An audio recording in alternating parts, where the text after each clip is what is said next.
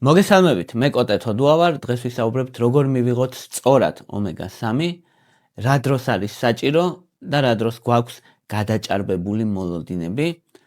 რეალურად ომეგა-3 ჩვენ გვჭირდება ორგანიზმისთვის, ეს სიმართლეა. ომეგა-3 სასარგებლო ცხიმია და თვითონ ეს ცხიმის მოლეკულები შედის ჩვენი ორგანიზმის შემადგენლობაში.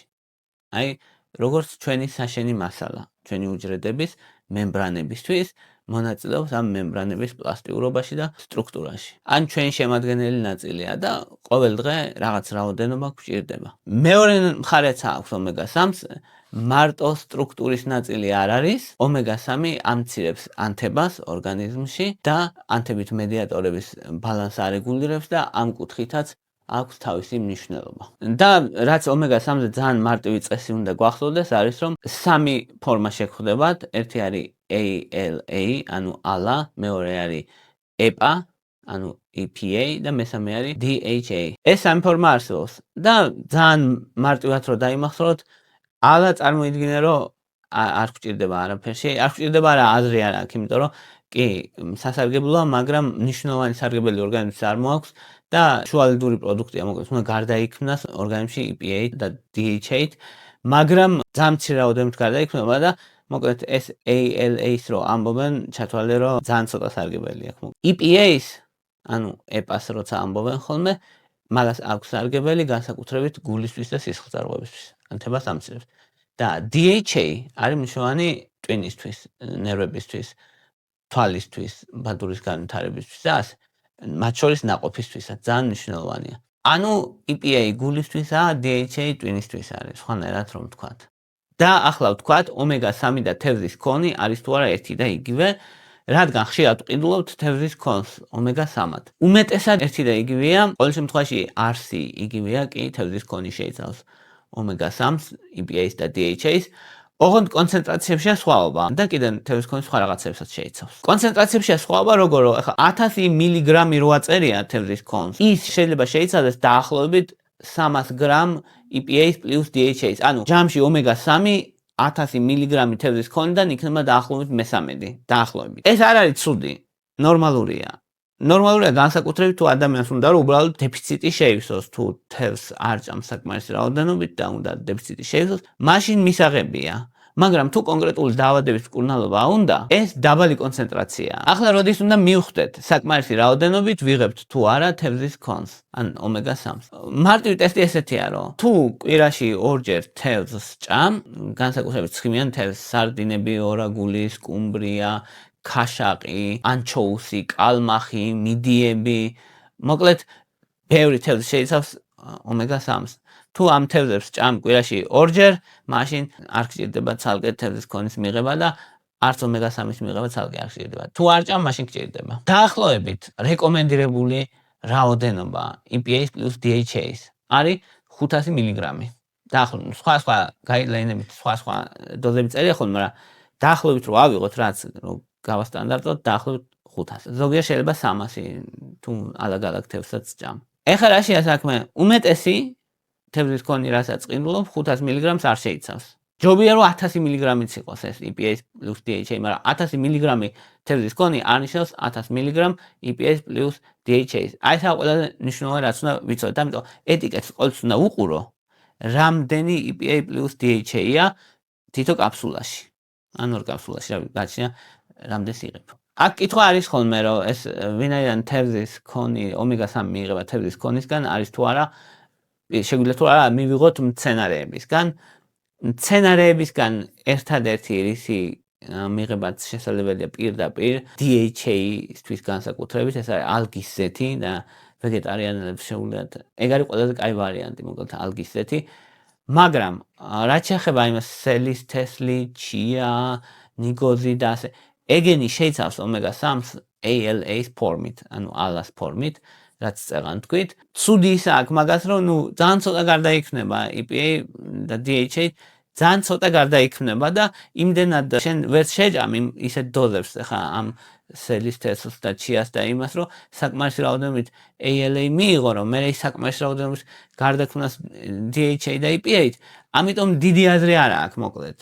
ანუ კი ის თხილეულობა და ეს სელის თესლი და ეს ჩია და ესე სასარგებლო არის რა თქმა უნდა, სხვა მრავალი მიზეზთა გამოც, მაგრამ აქ იმის თქმა მინდა რომ ომეგა-3-თვის მათი მიღება არ არის კარგი აზრი. აქ გაუჩნდება ადამიანს კითხვა, რომ როგორ უნდა მივხვდე თუ კი მექნება ომეგა-3-ის დეფიციტი, რა სიმპტომები მექნება, რამე ნიშნები არის და პირდაპირ ნიშნები, აი ესე რომ ვთქვათ, რომ ეს ომეგა-3-ის ნიშანია, ეგეთი არ არსებობს. არ გავს ვთქვათ რკინის დეფიციტს, ან იმას რომ დაბალი ჰემოგლობინი ქონდეს, ადამიანს რომ კაფიო სიმპტომები ქონდეს, მაგრამ რაღაც ნიშნები, მაგალითად მშრალი კანი, ადვილად ეკერცლება კანი, თვალის სიმშრალე, თმის სიმშრალე, სახსრების დისკომფორტი, დაღლილობა, ხასიათის მერყეობა, მაღალი ტრიგლიცერიდები.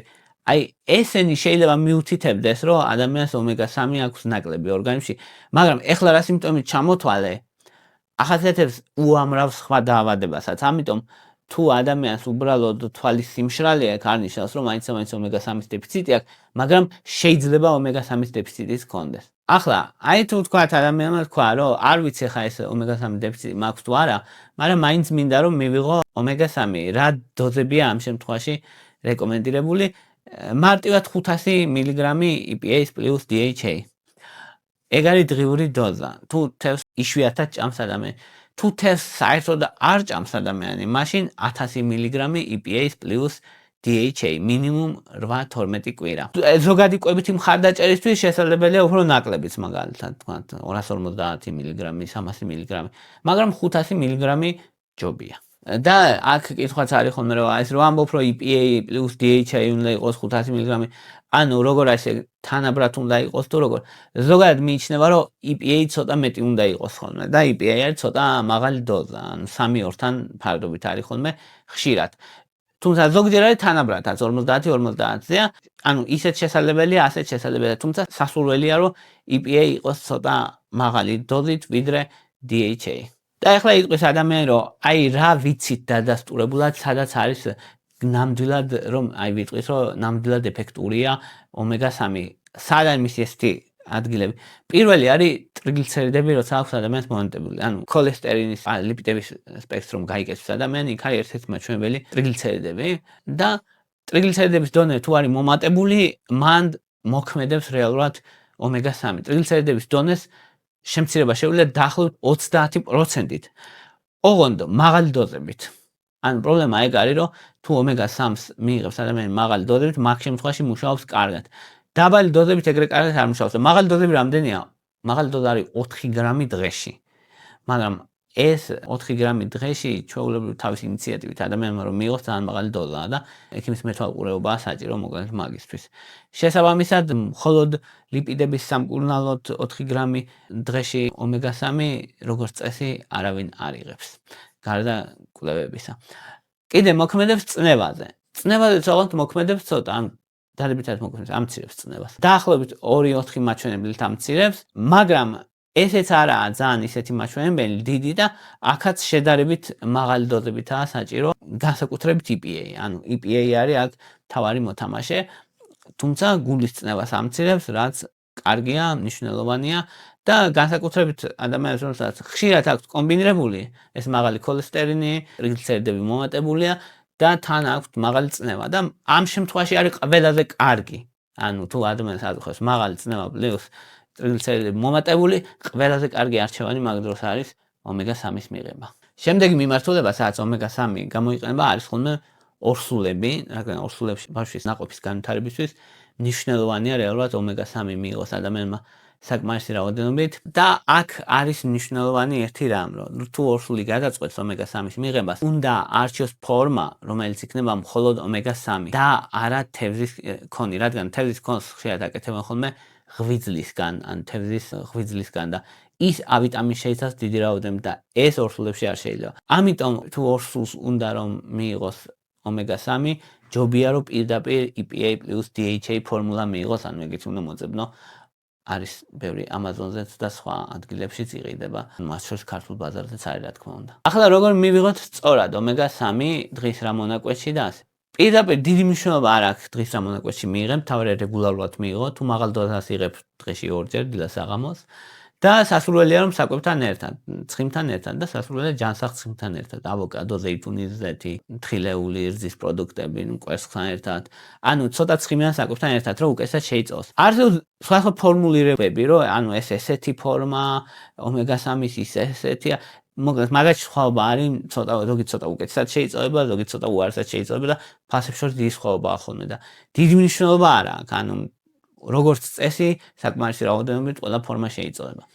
ხარისხებზეა ხოლმე კიდე საუბარი და რო ჩატარდა ხარისხებზე კვლევები, მოკლედ ჩატარდა საქართველოში არ ჩატარდა თუ არა და არც მაქვს მონაცემები. ამერიკის ბაზარზე ჩატარდა კვლევები და უმეტეს შემთხვევაში 90% მეტ შემთხვევაში, ნუ რაც ეწერა ის იყო, ანუ თევზის ქონი რო ეწერა და ომეგა-3 ეწერა, ომეგა-3 იყო. უბრალოდ დაჟანგვის ხარისხი იყო ზოგჯერ მეტი, ანუ კონცენტრაციებში იყო სხვაობა, ანუ კონცენტრაციები არ შეესაბამებოდა მოკლედ კონცენტრაციები იმას, რაც უნდა ყოფილიყო. ეგ იყო უფრო პრობლემა და არა ის, რომ თქვა ომეგა-3 ვიყიდა და ეს ომეგა-3 კი არ სხვა რამეა, ეგეთი ნაკლები არის ფალსიფიცირების შემთხვევაში, მაგრამ ის რომ იყოს სხვაობა, რაც ეტიკეტზე აწერია იმის კონცენტრაციას და რაც რეალურად იღებ იმ კონცენტრაციას შორის, აი ესეთ შემთხვევები უფრო მეტია.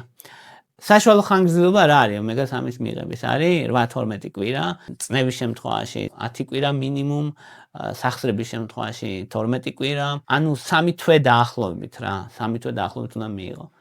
მაგრამ თუ პრევენციისთვის გინდა, შეგიძლია მიიღო ხანგრძლივობა, შეგიძლია მიიღო თვეები. ასეთ შემთხვევაში შესაბამები არ გჭირდება, თუ 500 მილიგრამს იღებ, მოკლედ შესაბამები შეგიძლია მიიღო მთელი ცხოვრება 500 მილიგრამი, თუ თევზს იშვიათად ჭამ. თუ თევზს ალაგ-ალაგ ჭამ, მაშინ 250-300 მილიგრამი DHA plus EPA. შეგიძლია მთელი ცხოვრება მიიღო და ეს პრობლემა არ იქნება. თვალზე არის ხოლმე კიდე რომ აი თვალის სიმშრალეს, შველის და რაღაც. მანდ არის ცოტა შერეული კვლევები. ზოგ შემთხვევაში შველის თვალში სიმშრალეს, ზოგ შემთხვევაში არა.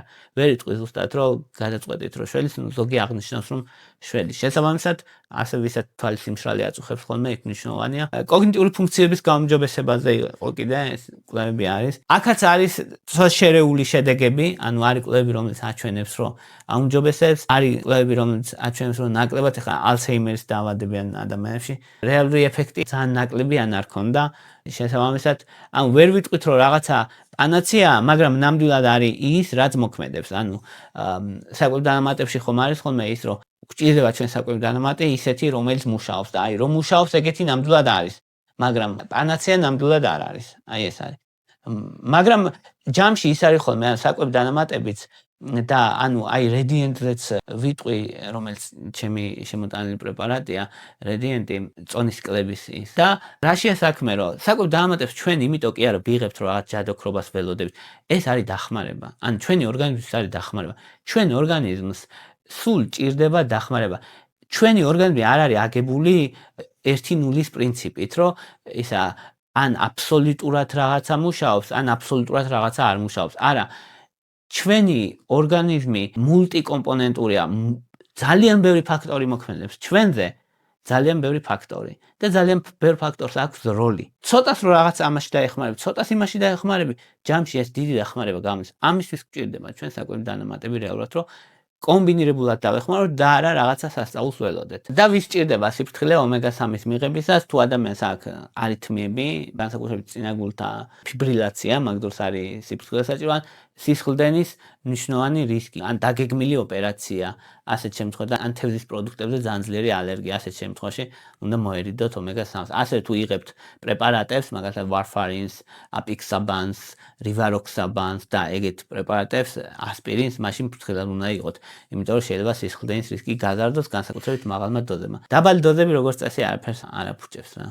და მაღალი დოზები თქვა აი 2 გრამი და მეტი უკვე მნიშვნელოვანია და მნიშვნელოვნად მოქმედებს. აი ეს იყო რის თქმაც მინდოდა, მადლობა რომ მისმენდით, მადლობა რომ გაინტერესებთ, თუ მოგწონთ ჩემი ვიდეოები დალაიქეთ, თუ მოგწონთ ჩემი არხით გამოწერეთ, მადლობა ინტერესისთვის.